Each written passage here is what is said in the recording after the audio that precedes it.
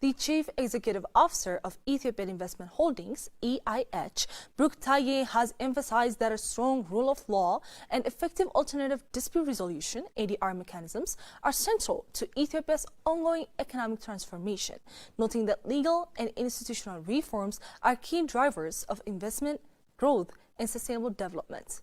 Brooke made the remarks while addressing the first international conference on the rule of law and alternative dispute resolution (ADR) for sustainable peace and development held in Bahirdar.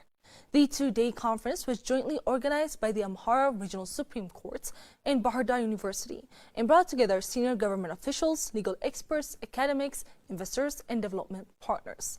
The conference focused on the role of justice sector reform, conflict resolution, and institutional trust in promoting sustainable peace and development, while also highlighting ongoing reform programs in the Amhara region and lessons from African and global experiences.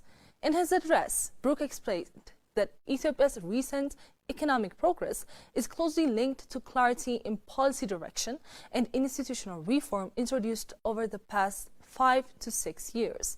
He noted that since 2018, the government has worked to resolve long-standing uncertainty over the country's economic philosophy by clearly defining the contemporary roles of the public and private sectors. What the government has done from day one, since 2018, there was a clarity of thought. This clarity of thought was encapsulated first with the homegrown economic reform agenda, really identifying, let's not confuse ourselves or lie ourselves. We have a debt issue, we have an FX issue, we have an inflation issue, we have unemployment issue. This is a clarity of thought with a very simple four-pointer that was distributed under the homegrown economic reform. That was our initial starting clarity of thought where the government started introducing economic reform.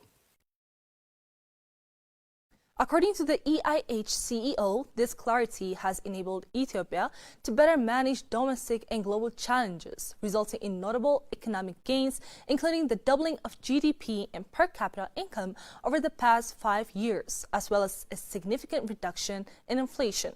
He stressed that such progress would not have been possible without foundational legal reforms that enhance predictability and investor confidence. All of this, all what we're trying to do, unless otherwise the baseline is the rule of law, it's not going to go nowhere. So any work that you guys are doing, any new way of approaching litigation, new way of making sure that investors' interests are protected, there is a certainty, predictability. Because most investors, they don't care about what type of regulation that you put out. They want it to be predictable. Unless otherwise it's predictable, you can't put it in your business model, because if you can't put it in your business model, your return will be negative. If your return is negative, no investor is going to put their money in. So it's a very important and pertinent dialogue that's been happening. Brooke highlighted key legal and institutional changes, including the comprehensive revision of Ethiopia's commercial code after more than 6 decades, the establishment of a capital market, and the shift in the investment proclamation. These reforms, he said, have reduced bureaucracy and corruption while expanding opportunities for domestic and foreign investment.